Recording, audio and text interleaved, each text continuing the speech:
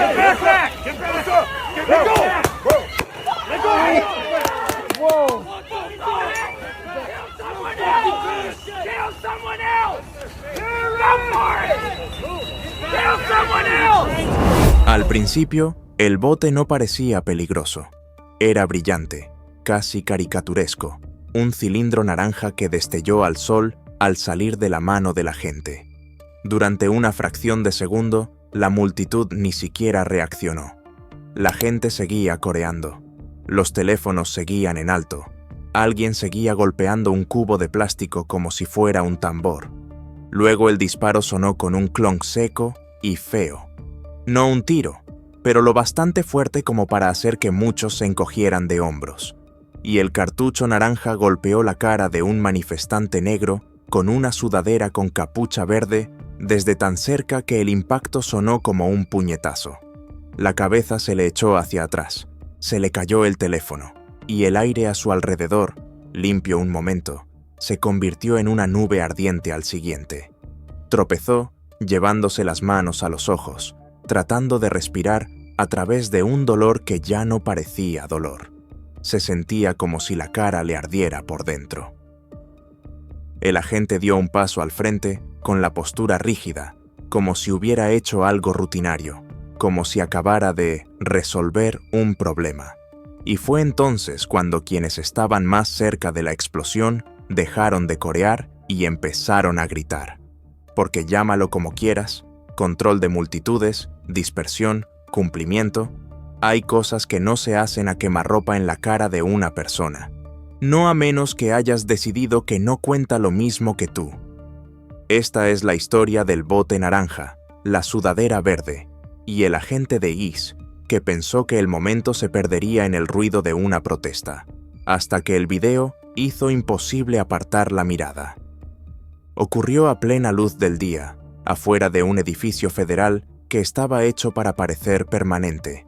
Piedra blanca, banderas al viento, cámaras atornilladas en las esquinas. Una plaza diseñada para el acceso público que siempre se siente como si perteneciera más al gobierno que a ti. La ciudad lo llamaba el Rivergate Federal Complex. Para la gente en la calle aquella tarde, era el lugar donde un rumor se había convertido en pánico. Se había visto a agentes de ICE esa mañana cerca de una zona industrial donde se reúnen trabajadores eventuales, unos furgones sin distintivos, hombres con chalecos tácticos, una mujer sollozando en la acera, diciendo que se habían llevado a su hermano. Nadie tenía aún el cuadro completo, pero la rabia era real y tenía un objetivo. Así que, al mediodía, la plaza estaba llena. No un disturbio, no caos, una protesta. Carteles hechos a mano, familias, estudiantes, un par de pastores mayores parados juntos como si ya hubieran hecho esto antes. Y en medio de todo estaba el chico de la sudadera verde. Se llamaba Miles Carter, 24 años, trabajo en almacén entre semana, universidad comunitaria por las noches. El tipo de persona que nunca planeó ser titular, pero que tenía la costumbre de presentarse cuando la gente necesitaba cuerpos en la calle. No llevaba nada, sin máscara, sin palo, sin fuegos artificiales, solo un teléfono y una voz que seguía gritando la misma frase al aire, como si tratara de evitar que se escapara.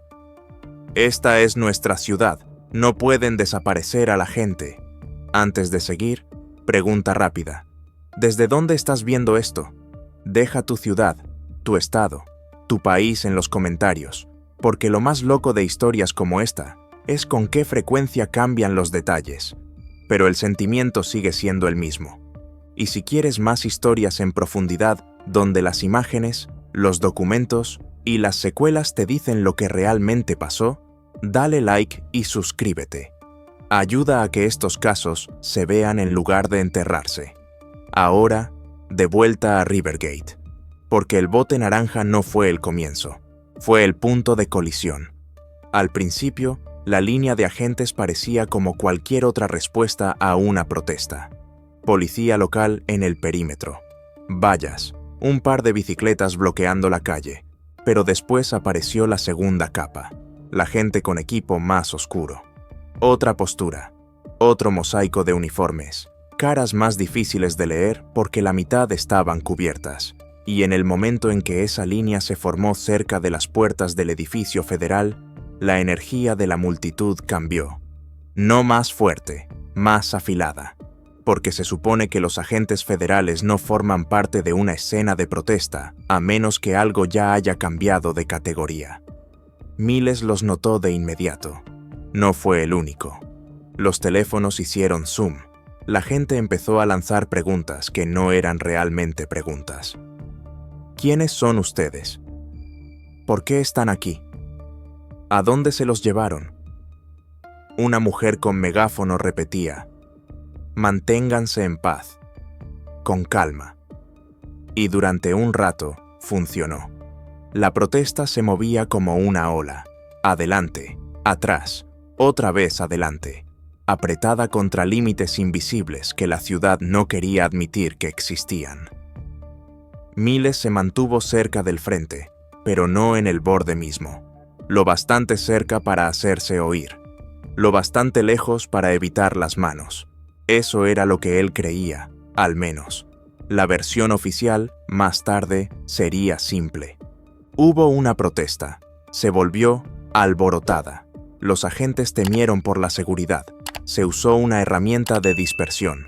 Ese es el tipo de lenguaje que suena limpio en un informe.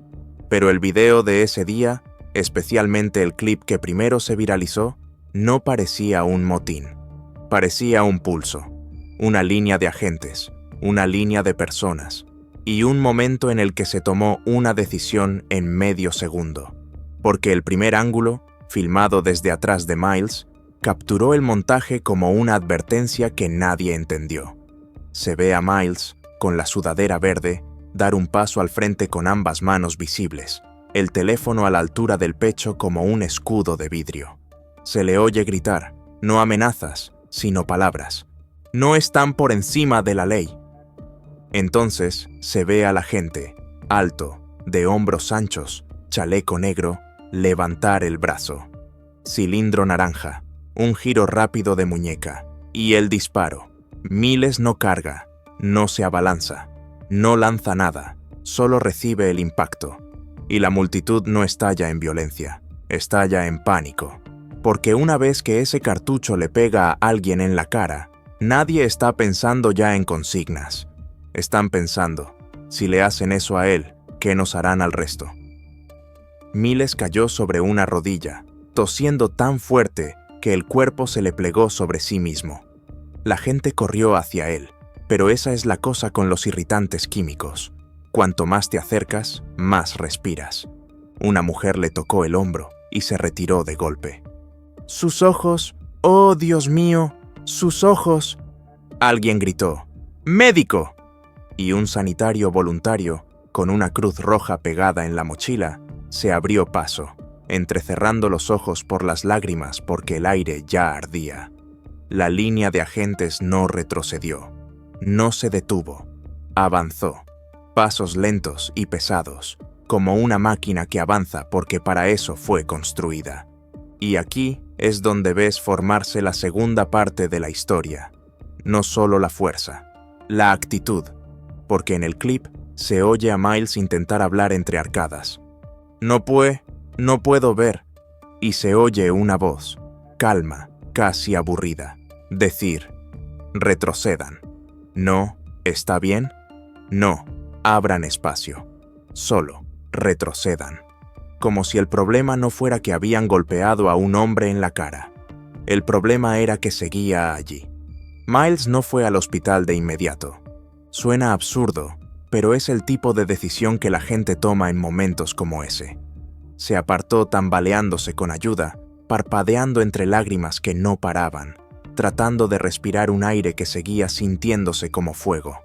Seguía diciendo, estoy bien, como la gente dice, estoy bien, cuando claramente no lo está. Hasta que alguien por fin le agarró el codo con fuerza y le dijo, no, no lo estás, siéntate. Le dieron agua, leche, lo que fuera. Y cuando por fin llegó una ambulancia, no fue porque el sistema se apurara a ayudar. fue porque la multitud no dejó que el momento fuera tragado. Porque hay una diferencia entre una lesión y un incidente. Una lesión es lo que te pasa. Un incidente es lo que te pasa cuando otras personas empiezan a documentarlo.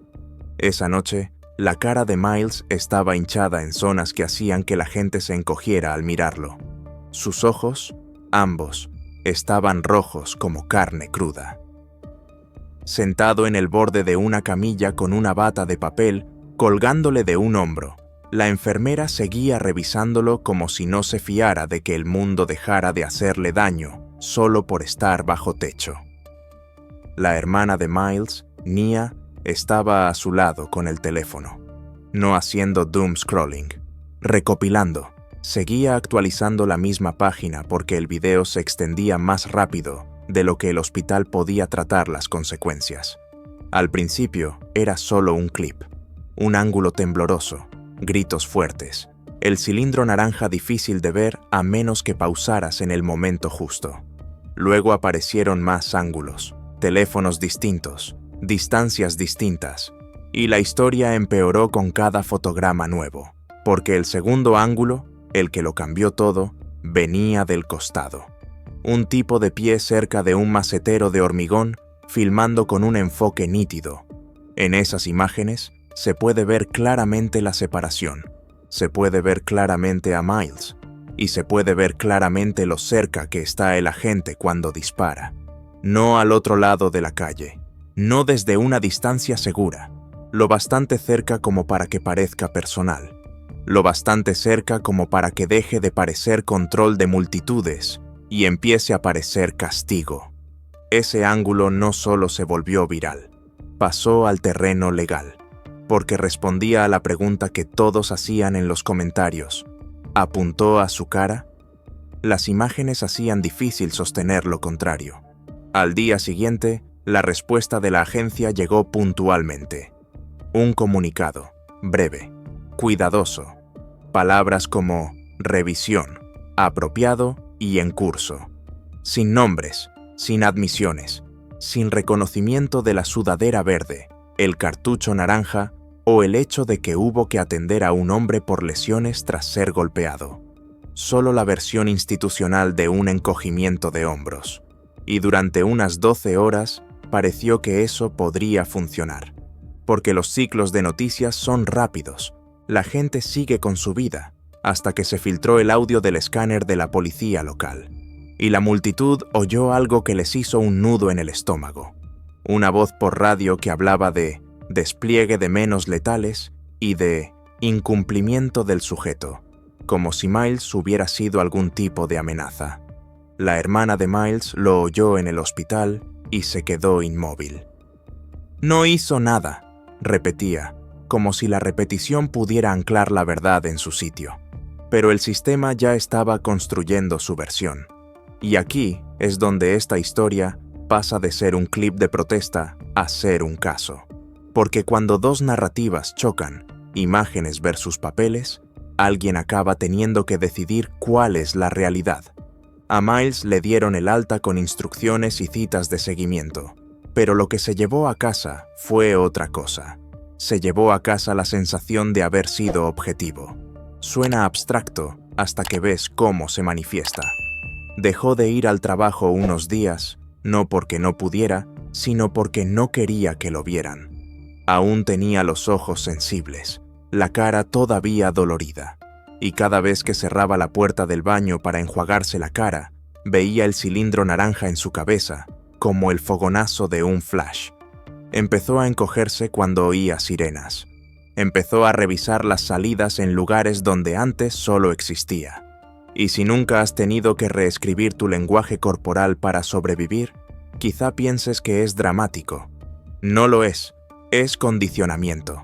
La lección que el mundo te enseña cuando te muestra, en público, que tu seguridad es negociable.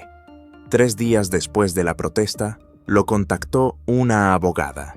No una abogada famosa. Una abogada de derechos civiles llamada Dana Reeves, que había llevado casos que empezaron con incidentes pequeños y terminaron con grandes consecuencias cuando los jurados vieron las imágenes. Dana no prometió venganza, prometió proceso. Vio el video, luego lo volvió a ver, fotograma a fotograma. Después le hizo a Miles una pregunta que no sonaba legal, pero lo era. ¿Alguien te dijo que te movieras antes de que disparara? Miles negó con la cabeza. No, simplemente lo hizo. Dana asintió despacio. ¿Y después de que te golpearan? Preguntó. ¿Alguien ofreció ayuda? Miles soltó una risa amarga y se detuvo porque reír todavía le dolía la cara. No, dijo. Caminaron hacia adelante como si yo estorbara. Dana tomó aire. De acuerdo, dijo. Entonces vamos a hacerlo bien. Vamos a conseguir todos los ángulos, todos los informes, todas las políticas, y vamos a averiguar por qué un agente se sintió cómodo haciendo eso delante de cámaras. Porque esa es la pregunta oculta debajo del bote naranja. No solo qué pasó, sino qué tipo de entorno hace que alguien crea que puede hacerlo y salirse con la suya.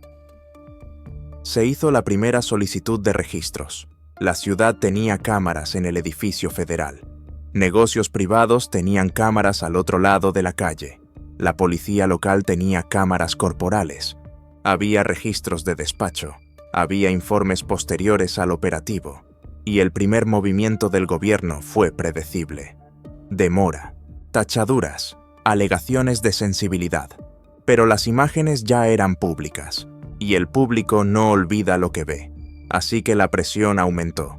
No solo desde las redes sociales, de funcionarios locales que no querían que el nombre de su ciudad quedara atado a la frase «Agente de ICE disparó a un manifestante en la cara» durante los próximos 10 años, de activistas que organizaron conferencias de prensa frente al ayuntamiento, de periodistas que seguían haciendo la misma pregunta de diferentes maneras.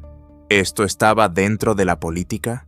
Y aquí es donde el caso se volvió peligroso para el gobierno, porque aunque argumentes que se permite una herramienta de dispersión, aún tienes que explicar el objetivo y la distancia. Aún tienes que explicar por qué el primer instinto de la gente no fue desescalar. Y aún tienes que explicar por qué le ocurrió al chico de la sudadera verde que no hacía nada violento.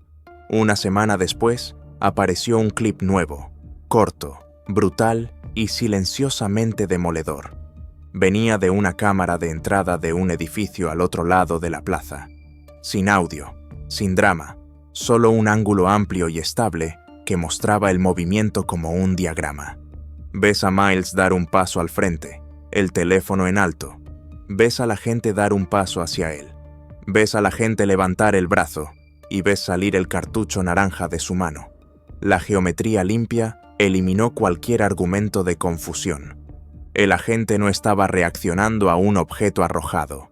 No estaba protegiéndose de una embestida. No estaba disparando a una multitud desde lejos. Estaba apuntando a una persona. Ese clip no solo encendió la indignación, cambió la postura de negociación a puerta cerrada. Porque una vez que existen imágenes así, dejas de preguntar, ¿podemos ganar? Empiezas a preguntar, ¿qué tan caro sería perder? Luego llegó el punto de inflexión, lo que hizo imposible enterrar esta historia. No fue un video nuevo, fue una línea en un informe.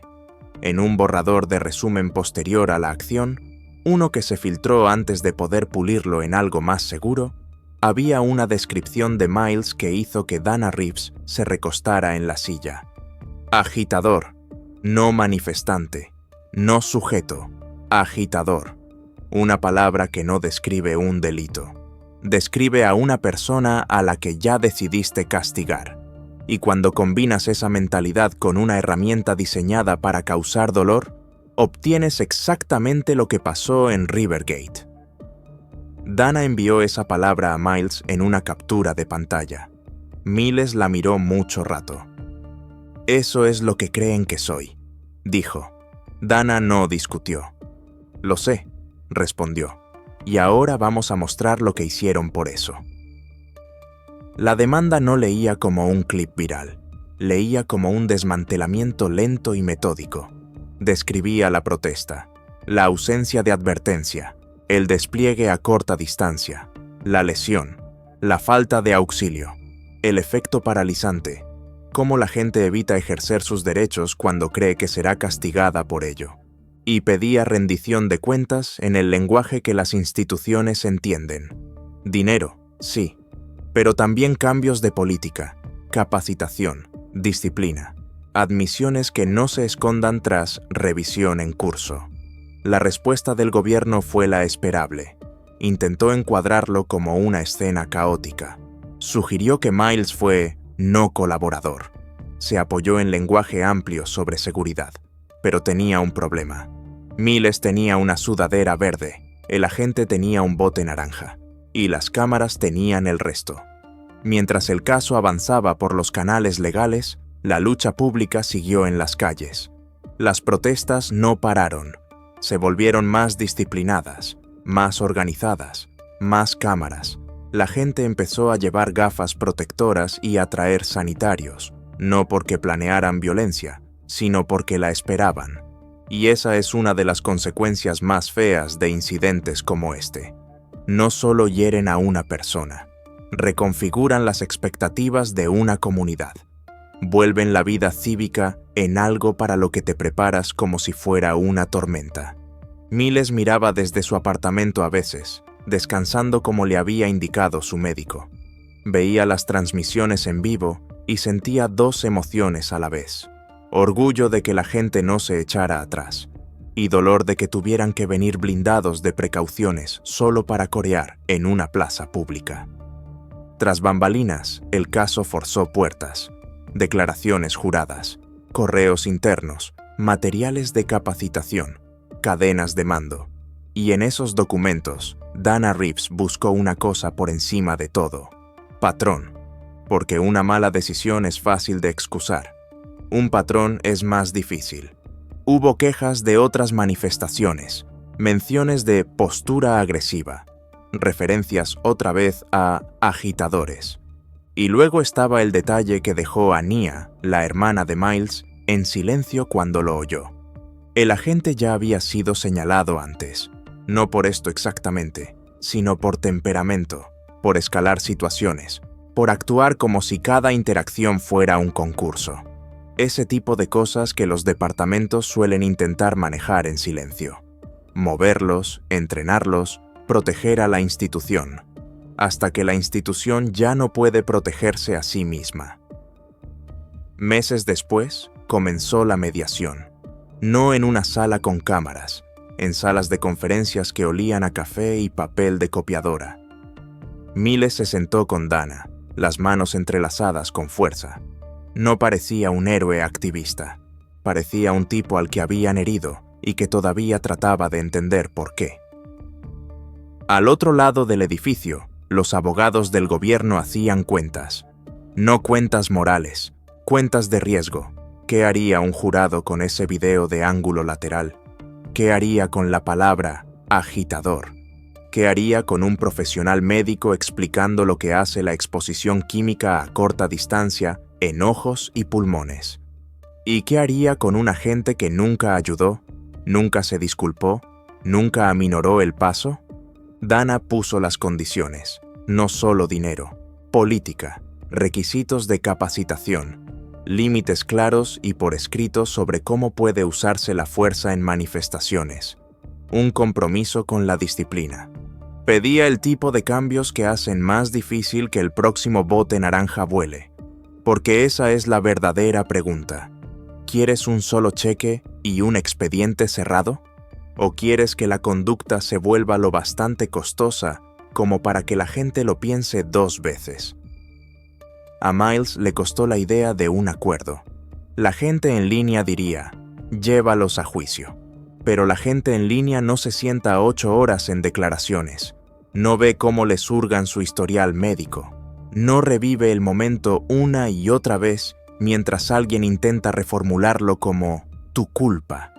Miles quería algo más simple. Quería salir a la calle sin sentir que el aire podía volver a arder. Quería dormir sin ver naranja. Quería saber que si su primito iba a una protesta, un agente no se sentiría libre de apuntar a una cara. Dana explicó la verdad. Los juicios son apuestas, los acuerdos son control. No admiten culpa, pero pueden imponer condiciones que cambien conductas. Y cuando el acuerdo final se redactó, incluía más que una cifra.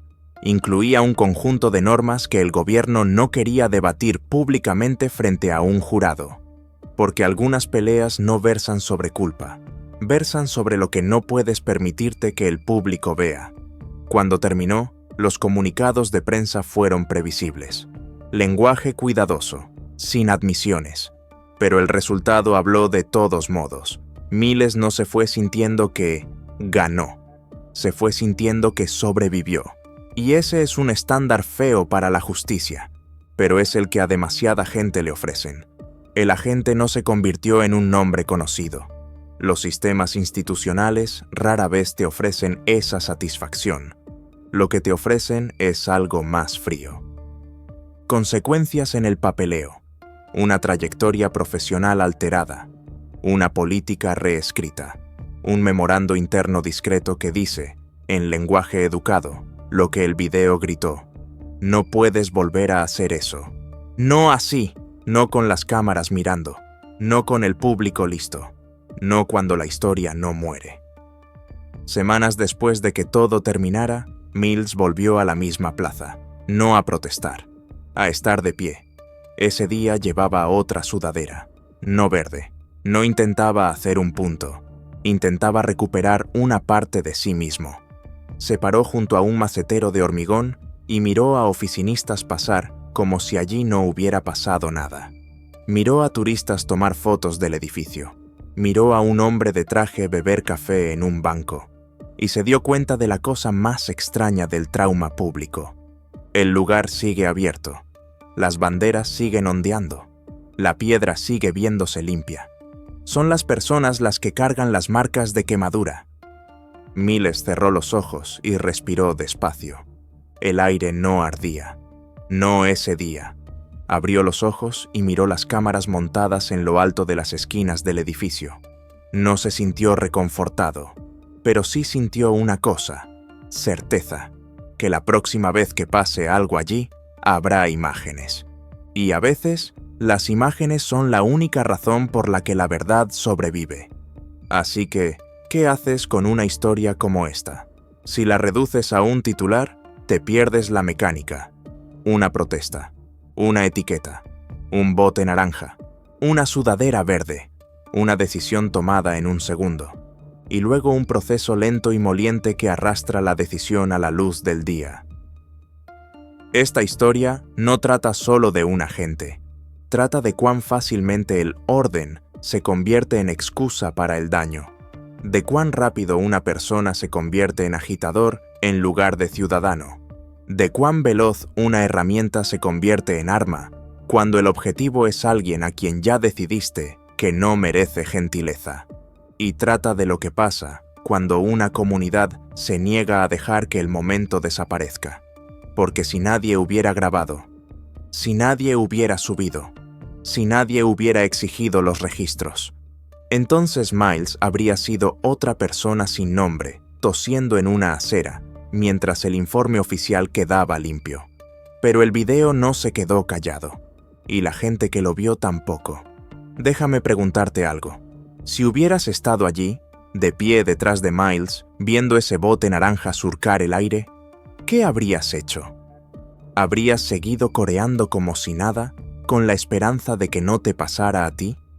¿Habrías corrido a ayudar, aunque significara respirarlo también? ¿O habrías hecho lo que tanta gente hizo ese día, levantar el teléfono, darle a grabar y decidir que la única forma de sobrevivir a momentos así es asegurarte de que no se puedan negar?